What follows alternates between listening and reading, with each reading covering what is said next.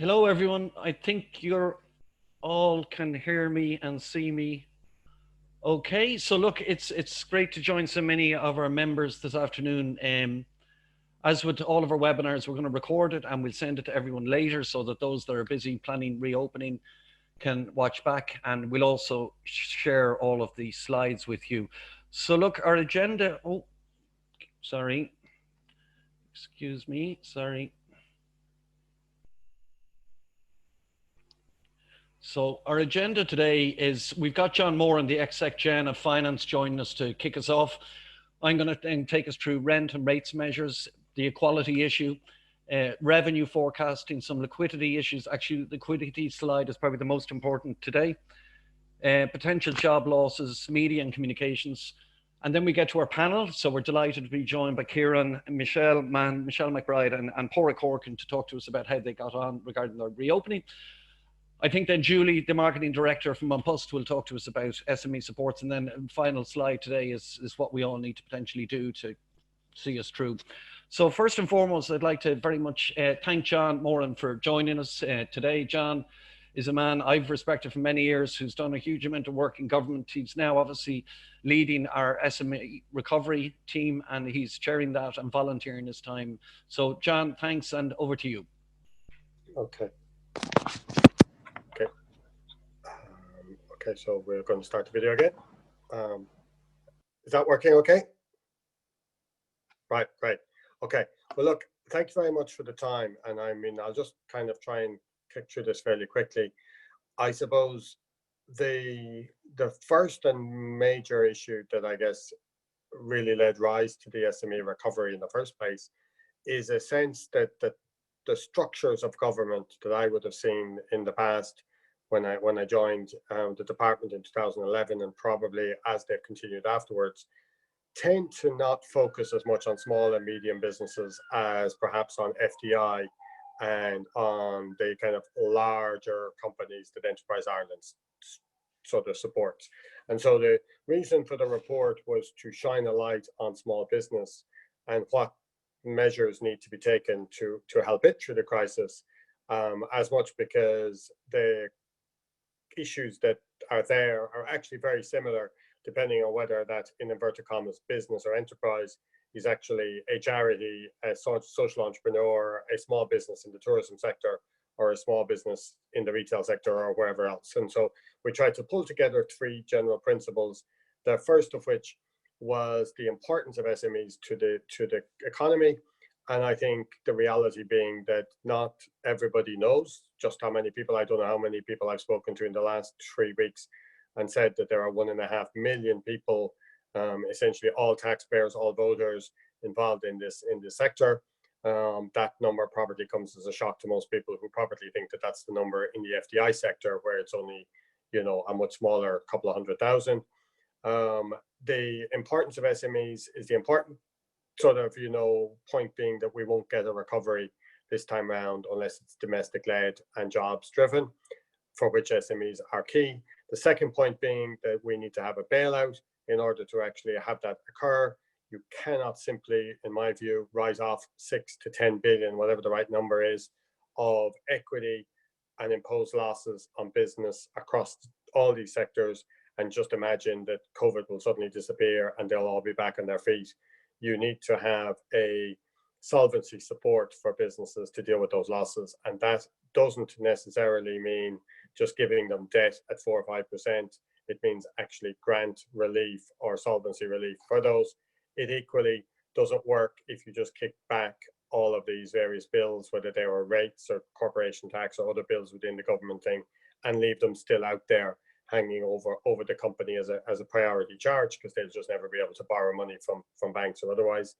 And then I think it has become, since we started on this road, I think more accepted now, the point that we've been making, that this idea that was originally around, that this was like a snowstorm and you would basically, the snow would disappear and the economy would be back to where it was before in this so-called V-shaped recovery.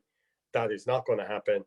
And therefore, that needs a very clever, integrated sort of plan across all these various sectors of business to actually come up with ways to stimulate demand, to remove kind of the lack of confidence in people, both in terms of their desire to just maybe stockpile money and save, or just not simply to go out on the streets and actually, integrate into kind of crowd positions on streets around the country and go into shops or whatever for the health crisis. So we really sort of set out with those as our three main principles. It has been a journey that has sort of garnered more and more supporters after we originally issued the paper, and David and others were really good at helping us to try and do it.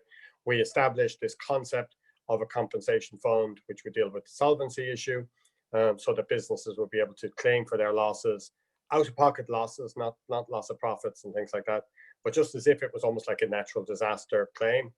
And that's a very key part of the report that needs massive support, because clearly in the context of budgetary finances that are getting tighter and tighter, people will be asking the question about how do we finance that? Is it right to pay for it? We think it is as part of a ultimate statement of solidarity that works just from a social perspective to keep the social fabric of the country together, but also from an economic perspective, because frankly, as I said earlier, the only way of getting these firms back is to have them able to employ as many of the people that they had before and to continue to innovate and grow. And so having a sector that is working with too little equity or too much debt is simply not going to allow it to move forward. So we see a stabilization phase and then a recovery phase. I think that's probably the main things to say, other than that the important thing about this whole plan is I think it's really key that ultimately the decision makers will be those writing the program for government and how they instruct the officials at the various departments to respond. The Europeans have been incredibly supportive, so there's a desire on our part to utilize the European funds to allow the burden of this bailout to be spread over a number of years. But if there isn't a sense that this really matters to people, then nothing will happen. I think the logic of the plan is there, but against competing demands, it'll be hard to get attention to it unless, genuinely going back to my 1.5 million people at the beginning, unless in the political world, the politicians realize that this is to help out 1.5 million people, and therefore is very important. And more importantly, it is very important to those people as well, that they can get through this next very difficult phase and start rebuilding their businesses. So perhaps I'll leave it at that, David, if that's, I mean, we can take some questions, or maybe you have some questions for me and things that you think people might be particularly interested in. On the growth stabilization, I might just mention that why this gets really complicated is because we have these sort of arbitrary distinctions between businesses that weren't there before pre-COVID. Are they in a shopping center? Are they on a main street? They're running exactly the same businesses. How do we cope with that? How do local authorities across the country take incredibly innovative, measures to allow the public realm, which has been historically used by cars passing through towns and things like that, to perhaps be the armory that allows smaller businesses to spill out onto the streets or into markets and actually stay able to sell their goods, notwithstanding the social distancing rules. Thanks, John, and I really appreciate you being able to join us here today. So John and I and the other gang of CEOs and representative bodies will continue to push, and John, we won't breach confidence, but John is having some very significant conversations with people at the very highest level of Irish politics. So thanks very much, John, for volunteering your time and trying to support us all. So look, David, I'm going to push. Can I just mention one thing that I think there is a tendency, and it's inevitable for people to kind of default into things that they're more comfortable with in terms of scale, so that understandably at the moment a lot of businesses are very focused on how do I actually figure out how to do social distancing in my shop, have I got the right stickers up and everything else, and maybe the financial difficulties of all the bills that have been either parked or are building up somewhere, can it be easier to just forget about? I don't think that the political system in Ireland has yet got a good appreciation of just how difficult it is for small retailers and other businesses. And so I think to the extent that people are engaging with people, I think having been there before myself in my sort of Department of Finance space, I think business owners tend to kind of roll up their sleeves to try and make the best of what they have. This is not a normal shock in a business cycle. This is an external event more akin to a national disaster. But I think to get the message out there that although business is trying to actually cope with this and do the best they can, that there is this massive liability that's stuck there that has to be resolved, and that fairness requires that society in general picks that up. I think that's an incredibly important message not to lose. It's almost what I referred to last week as the leaving cert kind of, effect. It was much easier to talk about the leaving cert and how we would market and things like that than to worry about the fact that maybe we had a $10 billion loss in our economy and businesses, because that's harder for people to grasp. Thanks, John. Okay, we're going to kick. Thanks, John. We're going to kick on. Keelan, do I have control over slides here? Maybe not. Keelan, would you mind? Thanks. So look, I'm going to take you through some very brief slides just to update you all. So look, we're hopping on conference calls with Minister Heather Humphreys every week. Jean McCabe, our Deputy Chair, very kindly takes calls with the Minister where I'm not available. I guess we've kind of agreed that we play a kind of good cop, bad cop role, Jean being the good cop, me being the bad cop, so that allows me to criticise government policy publicly. We're getting to the stage where it's bad cop, because, yeah, we're just not seeing quick enough movement. So look, there is active discussion in government about the Swedish rent model. It's a 50% grant model, and they leave the landlord and tenant to share the other 50%. Pascal Donoghue potentially has been a little bit unfair in that he keeps talking about their governments want to not interfere with commercial lease law. They're not. It's a grant. It doesn't require any interference. The cost of a 3-month rent grant equivalent to 60% of the rent due for the 3 months is 330 million. In the overall context, it's not a huge amount of money. I am working with a civil servant weekly in terms of to and fro questions. What would it look like? So that's ongoing. We need a rent grant now because CEOs are making huge decisions today. And you saw Eason's decision this morning with Liam Hanley, and it's a terribly hard decision to make, but decisions are being made. And to all the tenants out there, just to confirm, your lease has been undermined. Your right to quiet enjoyment is gone. Who did that? It wasn't the landlord. It wasn't you. It was a third party, the state. So potentially, if landlords are having conversations with you today, potentially you need to say, look, this third party has undermined the lease. Dear landlord, you need to go talk to the third party in terms of how they've interfered and undermined my lease. Okay, Keelan, next slide. So just on the rates, as you all know, we have a 3-month local authority rates waiver in place. We need a 12-month one. Lots of countries around Europe have a 12-month one. There is talk in government about extending it. A bit like the rent, I've said to government, don't be hiding these recovery measures. If you're going to extend it, tell people now, because big decisions are being made. We're particularly concerned about members shuttering stores for a year, like those guys in visitor retailing, whatever, who will be shuttering stores. They need some reassurance around a cut-off of all costs while they hibernate. And look, the CCMA, the County and City Managers Association, and the local government management agency they're not allowed to lobby government, but they have proposed a 12-month waiver, which would cost 730 million for all impacted businesses, and that's hotels, restaurants, creches, retail.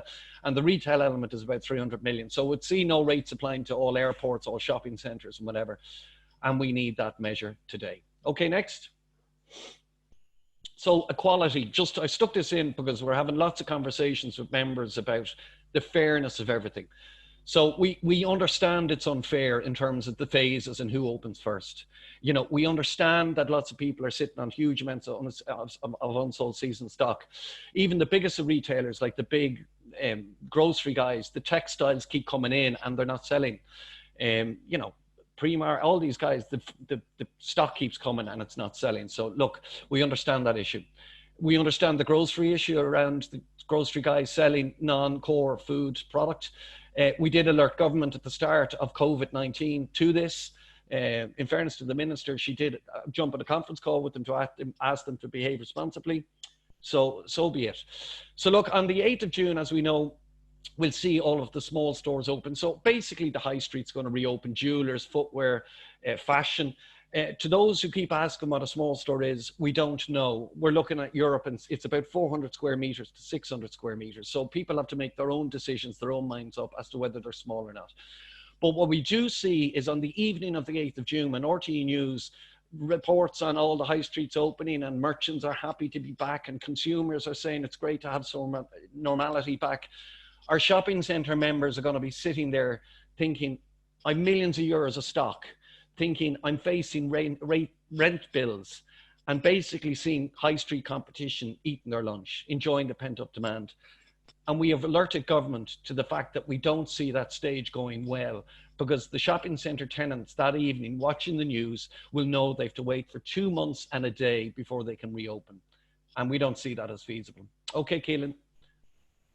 So this is all very up to date. So last evening, the Department of Business confirmed there will be a review of all phases after 2 weeks of phase one. So phase one opened on May 18th. So if you add 2 weeks, it means on June the 1st, it's our understanding that the government potentially will announce a review of the phases. We'll talk to the guys open today soon, but there is a lot of HSA auditing going on. So they are collating data in terms of how well the phases are going. And it's our understanding phase one is going very well. We also last night got confirmation from government that, from the Department of Business, that homewares and furniture will reopen based on their size in the existing phases. So that means if you're a small store, it's phase two, bigger store, phase three. So we did revert to the government, to the department last night, having got that clarification, to make a number of points. We asked the government and the department to please consider allowing all retailers to open from the 8th of June based on their preparedness to reopen, instead of big and small and whatnot. We did say that phase one has gone remarkably well and really professional and safely, and well done to all our members who've done that, because they're leading the charge in that regard. We did ask the department to postpone the reopening. We pointed to that the postponement of reopening of large stores is counterintuitive to social distancing. So look, you know, four customers in a telecommunication store versus 100 people in Brown Thomas and Grafton Street. I would suggest Brown Thomas and Grafton Street is a safer environment. I'm not looking for the telecommunication store to be shut. I'm just saying it is counterintuitive to not allow large stores open. Next point, we said to the department last night, delaying shopping centres reopening is contrary to public health advice. Take this example. You have 20 stores in your group. One of them is a high street store in Dublin, 19 are in shopping centres. Potentially you will open up in Dublin on phase two or phase three. What's going to happen? Well, your customers won't be able to get to the Cork store, the Waterford store, the Limerick store, the Galway store, because they're all in shopping centres. They're closed. So customers are going to get in the car and drive to Dublin to shop with this brilliant retailer. And that's what's going to happen. So delaying shopping centres is totally contrary to public health advice. We should let them open all their stores in earlier phases in totality. And the final point we made to the department last night is that the delaying of the reopening to the 10th of August, which is the longest in Europe, is contrary to public health. The policy today is basically building up pent-up demand. It'll be 5 months of pent-up demand. And when we finally open, and if we delay it so long, potentially we'll have queues and lots of people and whatever, and we won't be able to manage. So we're saying to the department today that the phasing plan is not going to work. Okay, Keelan. So on to revenue forecasting. So we did a survey of about 360 member CEOs. They operate about 4,600 stores. Obviously the feedback was terrible. So in fairness to the Irish Times, they published it on Saturday. Mark Paul wrote a very good piece. And look, CEOs today, and you all on this call are taking account of the following facts in terms of your forecasting.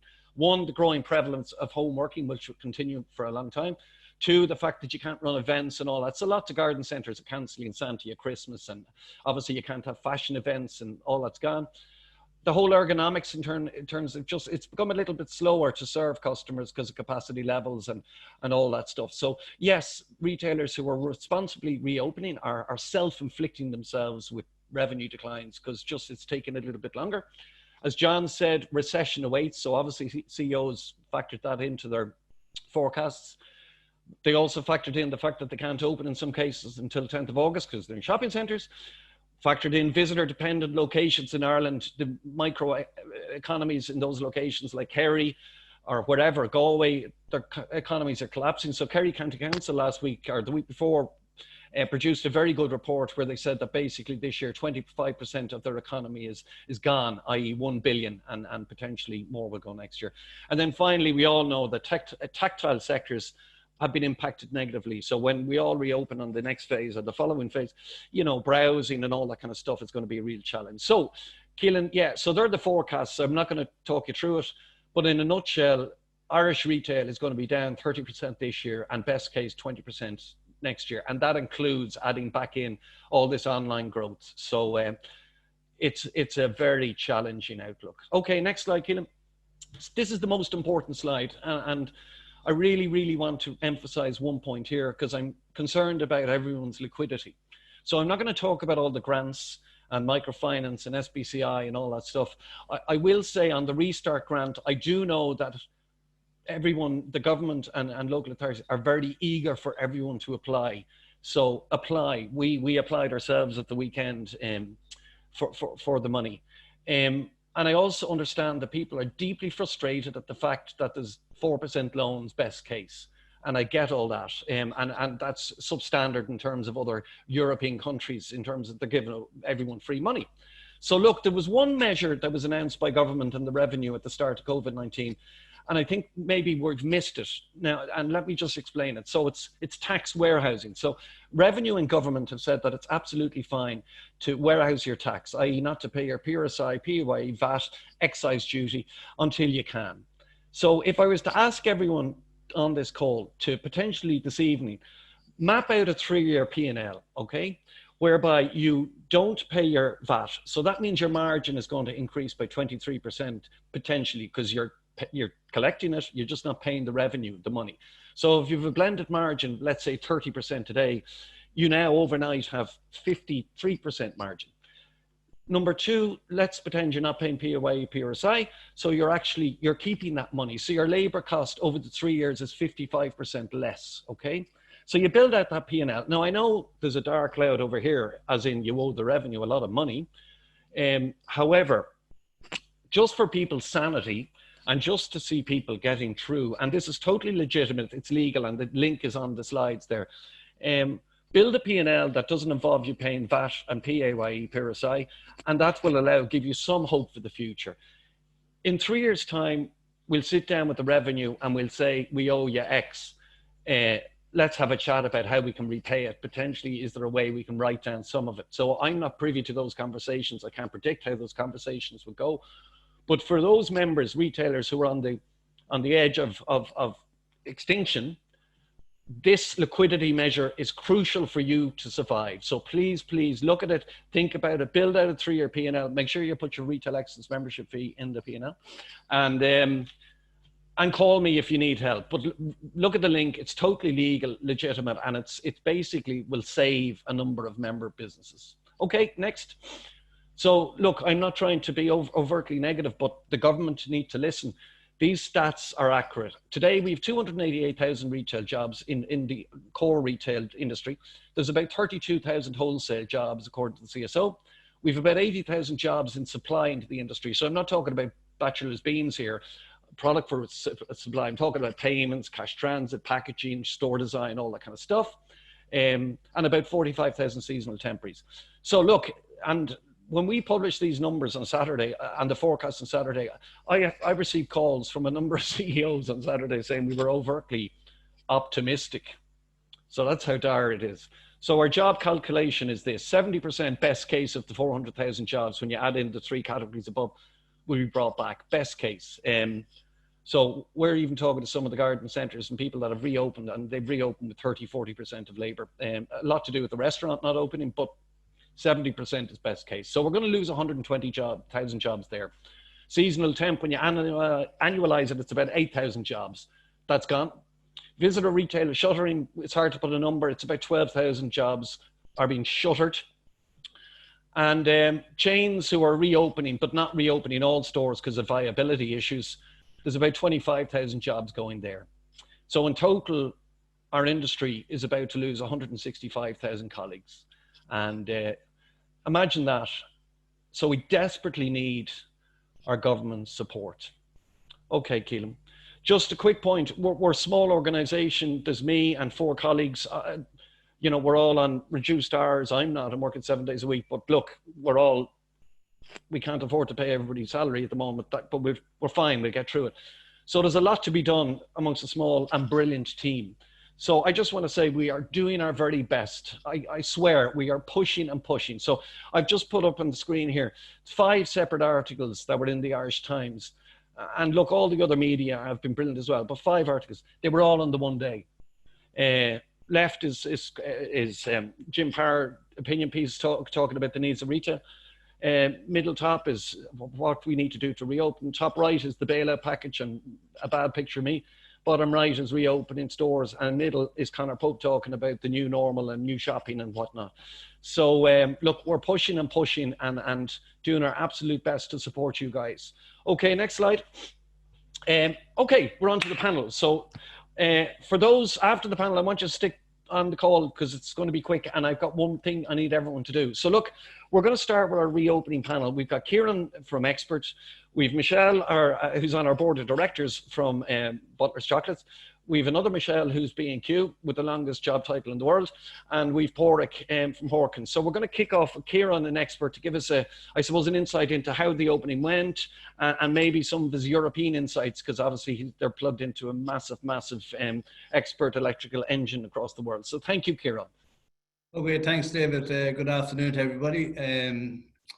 First of all, I would like to thank David and his team at REI and everybody else that contributed to keeping us all informed and updated as to what was happening through the pandemic. I think the information that we've received has been more than valuable. So thanks to David and team for that. Just very quickly to go back before lockdown, when we realized we had a pandemic coming, in all our retail stores, we split the teams so that we didn't have all salespeople on the floor at any one time to ensure that if one team went down, we didn't have to close the store. And then we went into lockdown. And during lockdown, we had a store manager, assistant manager available at each store to provide what we class as essential service to the consumer. And that tended to work for us, that we remained to doing some level of business. But our market has fallen by, in some categories, 70%, so it's been very difficult. And obviously then we reopened last Monday. We spent a lot of time, effort and money getting our stores ready to the new way of retailing and physical distancing, and there was a lot of investment to make sure that we could do it and do it correctly. And we have had a number of inspections and our stores have passed those inspections. And last week we got a bounce. We had a very, very strong week. But I have a funny feeling it's a catch up from all the people that hadn't been out and didn't go to store. During the lockdown, our online business went up 5-fold, but as the stores reopened, it's come back down. I'm expecting that bounce to continue probably for another week, and then we're into recession. And we've been planning recession for the last probably 6 weeks now. And we've gone back and looked at 2008 through 2012, what we had to do then and what we have to do now. And for me, really, we won't get back to any normality until a vaccine is found, but we're going to have to learn to live with this for probably a 2-year period. And I think we need to get hospitality back. So I think a lot of people will staycate here. They'll use their vacations in Ireland because they won't want to travel. So there is opportunities down the road for us. I'm always glass half full. And then we look into the future and what's happening, and it's going to be a difficult period, but I'm very confident we can, even though we will have losses, we'll trade through it and we'll come out the other side. And from a European point of view, Expert are in 23 different countries all across Europe, plus South Africa. And I've been watching closely what's been happening, especially with Italy and Spain. And Italy are probably closer to us than any other market. And the Italian economy just shut down. They closed all the stores. And within a day, they realized we were essential service. So they called back some stores to reopen to provide the service. And now they're back in business, and they have physical distancing. They have all the different controls, but they're fully operational. And the market is slowly coming back. An interesting point when we look across Europe, with online, even though it dramatically increased during lockdown, as soon as lockdown restrictions were lifted, online comes back into store. And the Czech Republic is probably the best example of that. Before lockdown, 40% of our business was done online, 40% of the electrical appliance market, and that increased obviously to 90-odd%. That's now come back to around about the 40% mark as well. I think our online business was between 10 and 15%, and I think it'll end up at 20%. So there is still really a huge demand for store, and we just need to find a way to get ourselves through the next weeks and months and probably the next 2 years. And hopefully at that stage, we'll be back to some level of normality. Thanks, Kieran. Can I ask you specifically around Italy, Spain, Greece? Roughly, they're obviously a few weeks ahead of us. They've done the pent-up demand bit. Are they now trading down? Yeah, they're all ahead. They're all ahead of us, David. And Italy was the one I watched closely because, funny enough, we're a little bit like the Italians in everything we do. Apart from the weather, obviously, but the Italians are back fully operational now. They're opening all different retails. I mean, hairdressing opened this week. We were one of the first ones again to open there, but the Italian market's back up and running there. I think they realise that they have to live with it. Just one point here, David, for me, I think we need a government. I know we followed medical guidelines and instructions for a period of time. I think we're getting past that stage where we now need to live with this virus for a period of time, and we need a government in place to make decisions because we're not getting decisions made quickly enough. No, I hear you, and it's coming. Okay, look, thanks, Kieran, and great to see you. You're in Mullingar there, are you? Yeah, I'm in Mullingar, David. Yeah, okay, up the Midlands. Thanks, Kieran. You're great. Really appreciate that. So we're going to move over to Michelle Mahan now in B&Q. Michelle, I'm sending you guys an invoice because I've been joining your board calls for the last 8 weeks, and I thoroughly enjoyed it. And just when you receive that invoice, if you could look favourably on it. Great, no problem. I'll pass it on. Thanks so much. Hello, everybody. And again, just thank you, David, for all the amazing work you all have done over the last few weeks. You've really, really helped us. So I suppose phase one, our reopening story, we've been closed, obviously, like everybody else in phase one. And I suppose we've had a skeleton set of managers in stores, 3 to 4, just to keep the plants watered and to keep, the place safe. And those guys have had to do a huge amount of work to get us open. So I've just, on the second slide there, I just have 2 slides.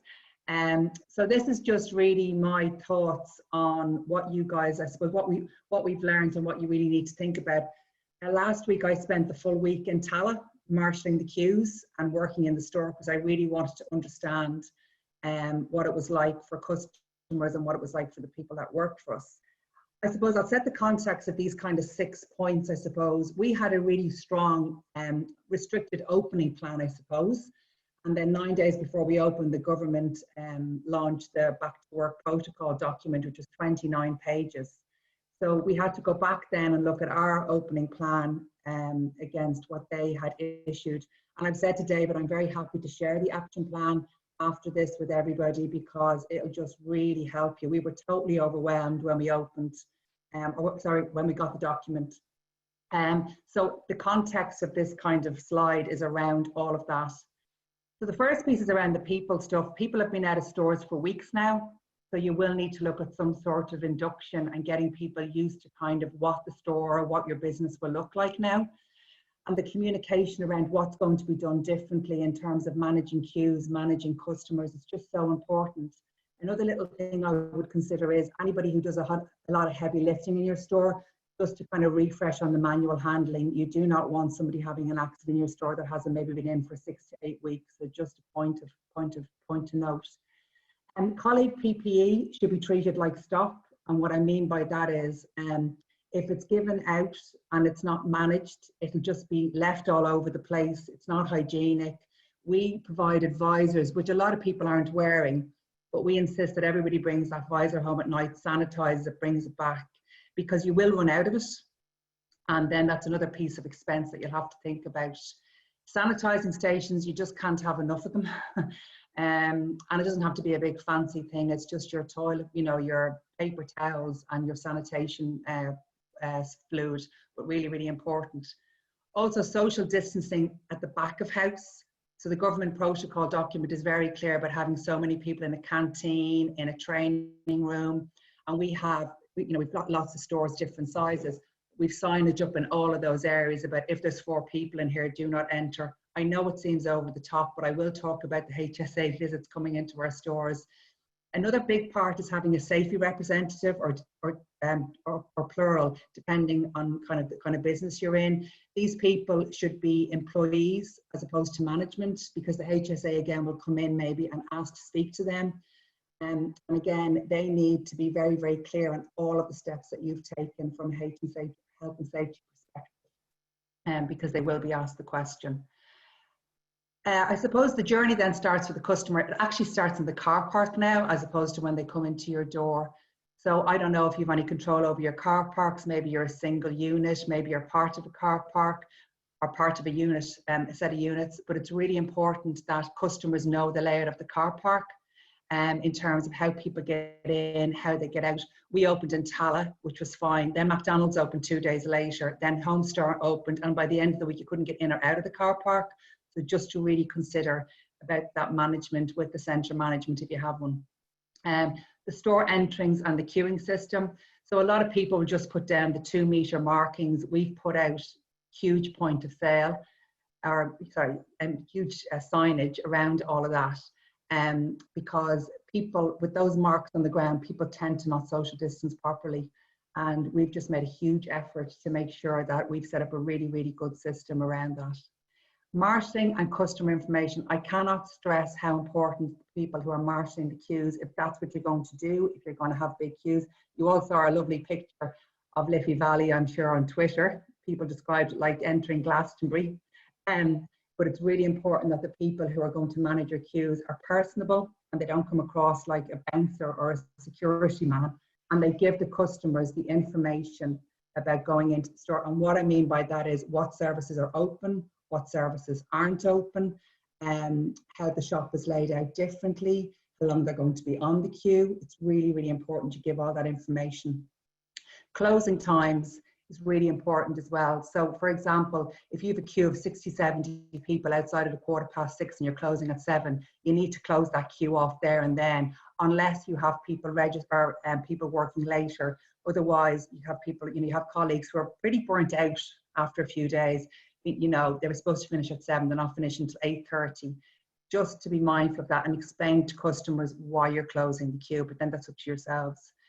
Just in terms of then the customer service journey, on the queue again, we've told people it's self-service. And what we mean by that is they have to be able to lift their own barbecue, get themselves a trolley, lift whatever they need.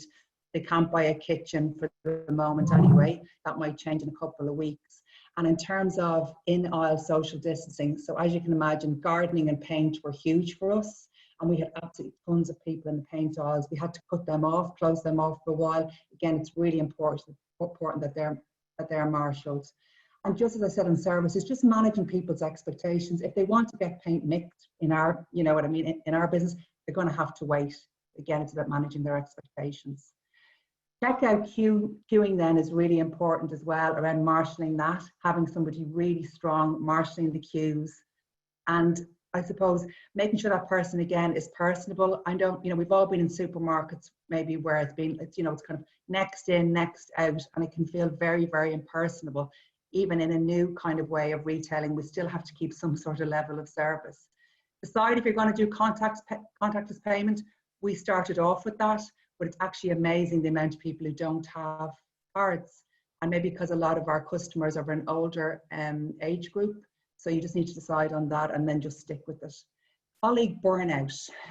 In terms of people who are on the checkouts, maybe you could look at rostering them for less hours and moving them around the floor. It's pretty intense, as you can imagine, the first few weeks. So just to be mindful of that. In terms of signage, you just can't have enough of it, whether it's at the car park, the front of the store, sales floor, everywhere. You just can't have enough of it. It's cheap enough to do. You can do it on a printer, but just make sure you have absolutely loads of it.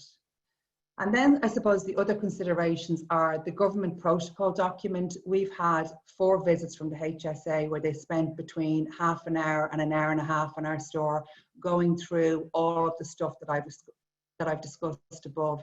So it's just not to scare anybody, but it's great if you have a good visit and you can just get on with running your business then. I don't know what it'll be like in phase 2. Will they be out as much? I'm not sure. But as I said, I'm willing to share what we did. Managing customer expectations. You're going to have people who've only been to the supermarket. Maybe, you know, by phase 2, they'll have been out a lot more. But we had some people on the queue who hadn't been out of their house in 8 to 10 weeks. And some of them kind of think it's going to be the same shopping experience as it was pre-COVID, and it's just not. So it's really managing them and managing the impatience and the anxiety as well. Again, really important that you're around the marshalling of the car parks and the in-store experience. And finally, absence. Watch out for that, because the first week everybody's kind of on a bit of a high, they're delighted to be back, and then people can kind of flag a bit.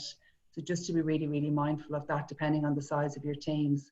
And also, you know, you will need a plan down the line for dealing with colleagues who maybe just haven't come back.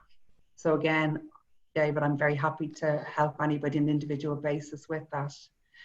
That's all really for me. I just want to wish you all the best of luck. It's hard work to get open, but it's absolutely fantastic to be open. So thanks, David. Well done, Michelle. Thanks so much to you. You're brilliant. You're brilliant. And I know you look after all your colleagues in B&Q. So thank you so much.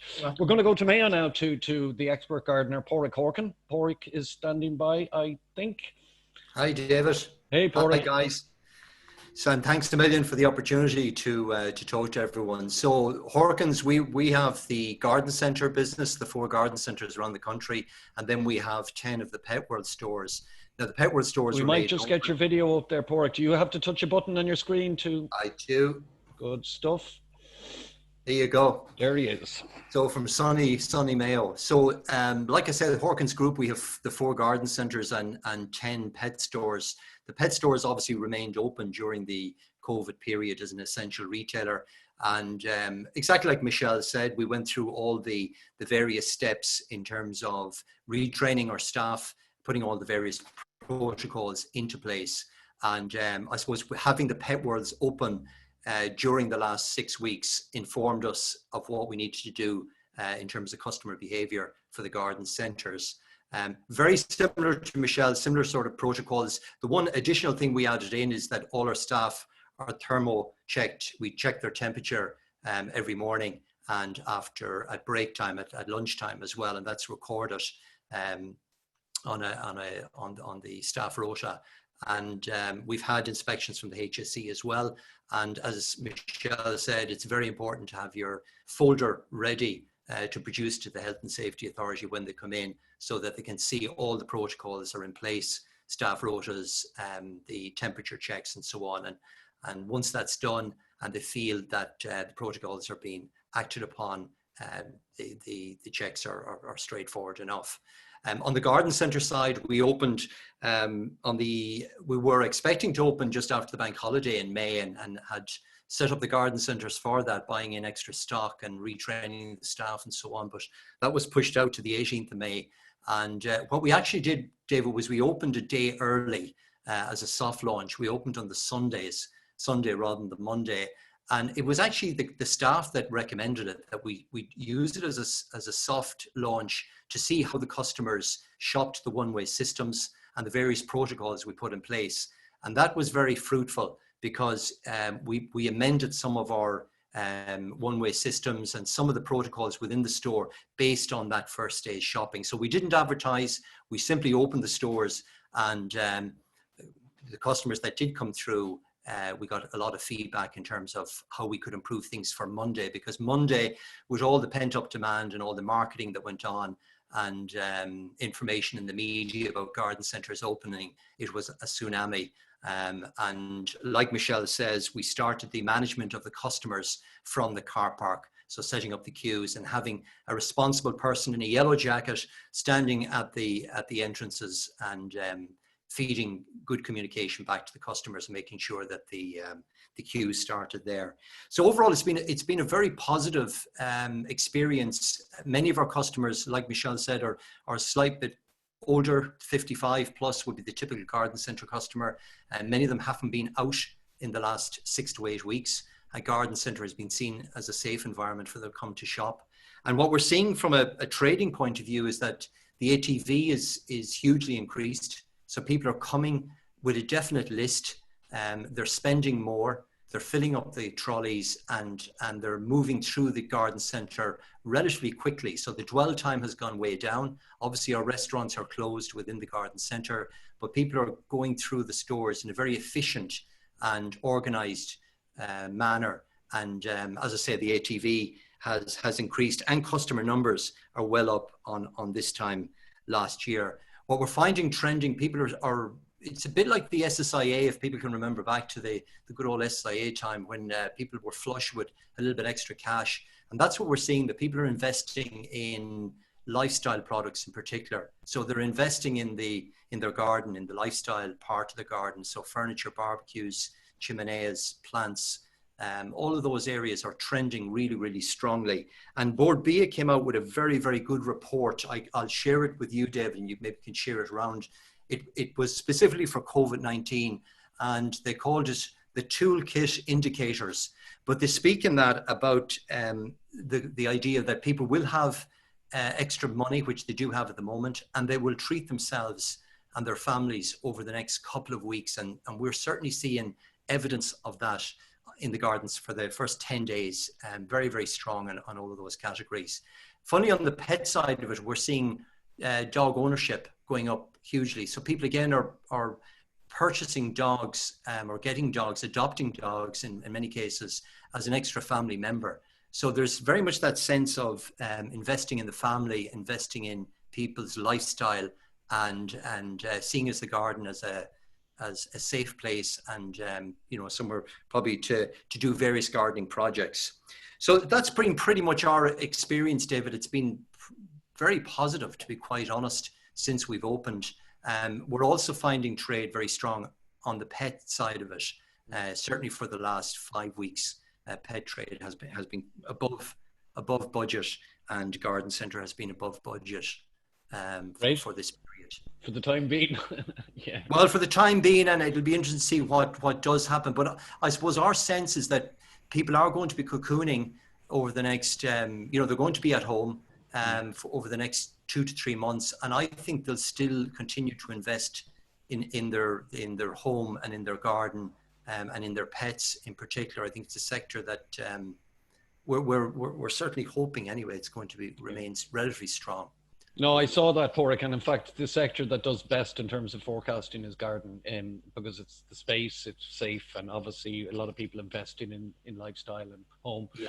You're very good, Porrick. So thank you to you and all the Horkin family and all your colleagues, and thanks for reopening so safely and professionally. So finally, we're going to hop over to Michelle McBride, who's Retail Director, Butler's Chocolates.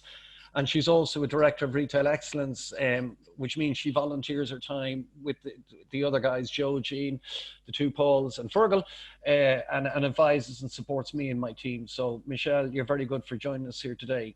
How are things? Good, David. Yeah. Firstly, can I just say thank you for inviting me? Okay. And thanks to all the panelists today and all the speakers. I think we're all reading a lot of information, and we're all hearing, there's a lot of noise, and it's really great to hear first-hand experiences of businesses who have reopened, because there's so much speculation and there's so much opinion about everything. So there's nothing like the real experience. Keelan, you could start. Yeah, sorry, thank you. So from our perspective, I suppose we're representing a different industry to the other panelists. And also significantly, I think, a very different store format and size. Our business, we have 24 Butler's Chocolate Cafes. We're very much in the small store category. Our size of store ranges from 80 square feet is our smallest store, up to our largest store, which is 1,400 square feet. So even our largest store footprint, which is a shopping centre, would be very small by a lot of other people's comparatives. So you might go to the next screen, sorry, Keelan. So in terms of a reopening strategy, firstly, I suppose, given that we're in the food and beverage category, we really were in a sector that could have remained open through the entire lockdown. And we didn't do that. We closed all our stores on the 24th of March. We reopened. Our strategy really around reopening is a very phased reopening. our objectives around reopening. The first thing was we wanted to develop a blueprint. We wanted to actually look at our model and see how it might emerge from this and what shape and form it would be in when we re-emerge. We wanted to, you know, taking all the guidelines, all the information, all the protocols, we wanted to just have a look at trial and error, just actually develop a blueprint and then learn from our test sites before we were in a scenario where we hopefully will have a full reopening. We really wanted, I suppose, the sector that we're in, both our products, chocolate and coffee, are frequent purchases. Coffee is, you know, a daily purchase for a lot of our customers and certainly a weekly. So we were concerned about, you know, staying connected with our customers. Thankfully, we've done a lot of that through social media, and our online business thrived in the period of the store closures, which is fantastic. And finally, we just wanted to cut through a lot of the noise, you know, and have a look at what works for our business, you know, and I think that that's the case for a lot of businesses with different size and scale and different sectors. So in terms of the dates, we reopened, this is our 4th week of reopening now. Our first 5 sites, we reopened on Tuesday, the 5th of May. There's a mixture of store formats there. We have 3 what we would call neighbourhood stores. So they're in Ballsbridge, Ranelagh and Rathmines. So obviously they're in areas where people are now working from home and where the population has actually increased. And then we opened 2 city centre stores, the top of Grafton Street and Dawson Street. So 2 Dublin 2 stores that would be very different template to the others. Yesterday, we reopened a further 4 stores. Next Tuesday after the bank holiday, we'll open an additional 2. And then the following Monday, the 8th, we will open all except for our shopping centre, of which we have 5, and our Dublin Airport locations. Keelan, if you want to move on. I suppose this is a bit obvious, but you know, all our customer experiences have been changed forever through this period, and I think the success of re-emergence is based on how we adapt to that, and also how we continue to connect with them. You can move to the next one, Keelan. So if we look at our template specifically and the changes we have made to our previous model, in the reopening phase. The first thing obviously is that we're selling takeaway coffee only. Our business would be very much a mix of sit down and takeaway coffee. And obviously it's takeaway only for the moment. We've moved completely to a cashless, contactless payment system completely. Now, whether we will continue that for the long haul is uncertain, but for the moment we felt that was prudent and you know, it is actually working surprisingly with very little resistance. And given the very low end, you know, an average spend in our store, you know, a cup of coffee is $3.20, so you know, it's a low spend for a cashless store format. We've reduced our menu significantly. We've reduced our opening hours. We obviously have had to limit the number of customers in store, and that we've had to, as I said, you know, our stores are small, but they're varied, and we've had to do that on a store by store basis. So in some stores, for example, we can have 3 customers at a time. In other stores, we can have 5.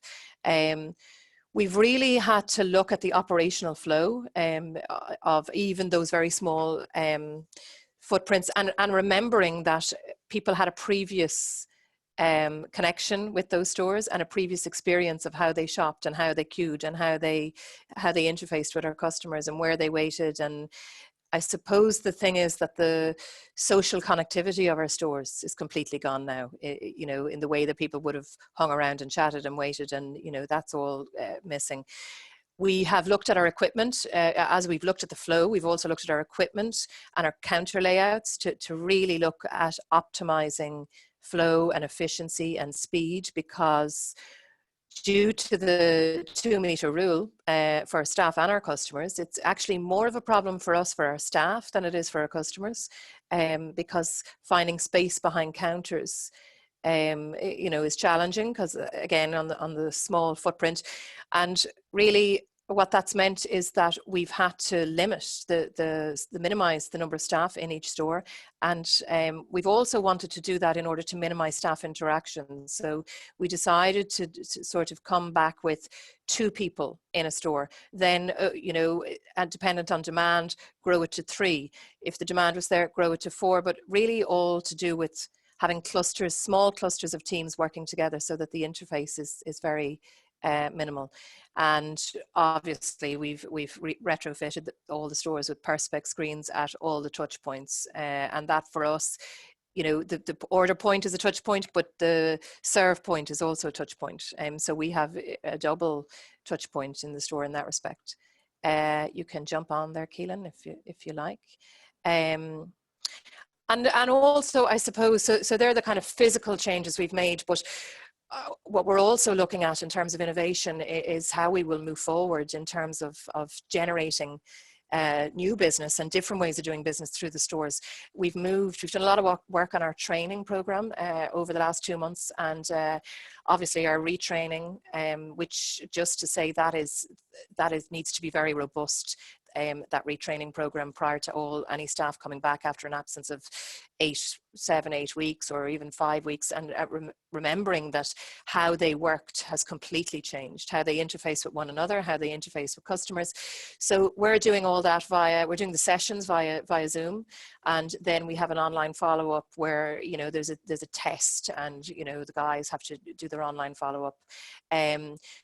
We're developing a pre-order app, and we have been in the process of developing that for a couple of months, with the intention that we will run that simultaneously, and that as business grows and demand grows, that will hopefully help with an additional or a different type of queuing, and help us manage flow and optimize the opportunity that's there. And we're also looking at offering a click and collect service via our website. So we're in the process of developing that at the moment, and integrating all our stock interfaces and fully integrating our website basically with our physical stores, which are not currently integrated. But we do believe that there would be a demand for click and collect for chocolate products in particular, and for gifts. You can jump on there, Keelan, if you, yeah. One thing that was very important to us in the process of lockdown and shutdown was staying connected with our customers. And we've done that through all our social media platforms. But one thing we've been doing on Instagram is we have an Instagram TV channel, and we have been doing a lot of demonstrations and a lot of videos on how to prepare the perfect hot chocolate at home, how to prepare the perfect coffee at home, how to prepare, you know, and a lot of videos about our chocolate, a lot of videos about baking with our chocolate. And it's been very well received, and very important to stay connected and to remind our customers about what it is they like about us. Because, you know, in the period, as I said, with something that's a very frequent purchase, the threat of a closure is that you might break that habit or break that connection. So we've worked hard on that over the last 2 months. And you can jump again, Keelan. So I suppose key learnings, what have we really learned? What are the key learnings that I would share? The really robust team training is very key. It's very important that everybody is retrained, and that's a robust process, and that you're expecting people to come back to work in a place where they worked before in very, very different scenario and with very different expectations of them. So that's important.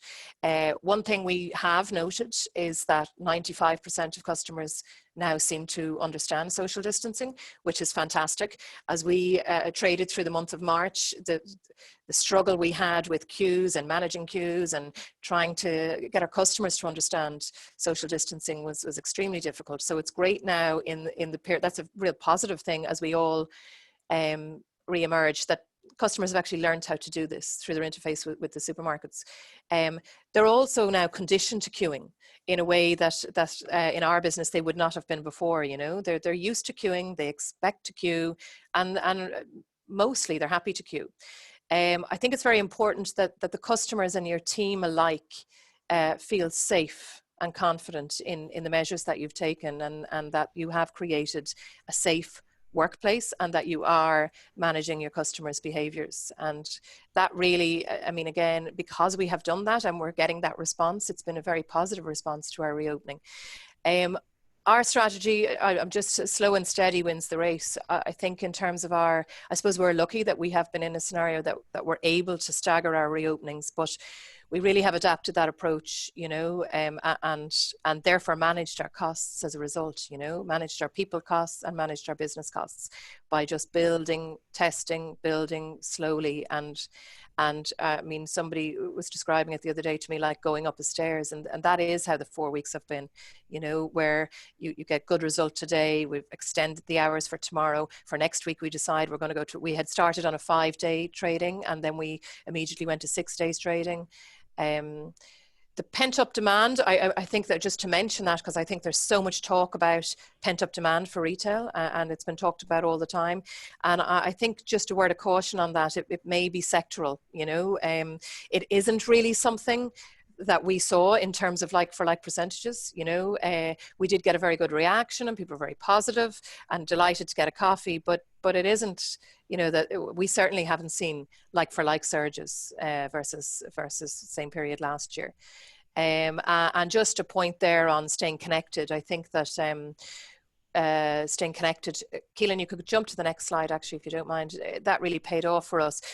Just in terms of reopening, we decided on the first 5 stores to not, despite being very active on social media through the period of lockdown, we decided not to engage at all about the reopening, because the 2K rule was still in place, and we just decided not to engage. And what we found, just without us saying anything, a huge amount of positivity started to come our way through social, with a lot of through Instagram and through Twitter, and just a lot of positive feelings, and that was really good, and that has given us the confidence now in the reopening phase. This week we decided to devise a campaign around that reopening, and have got very good engagement in that.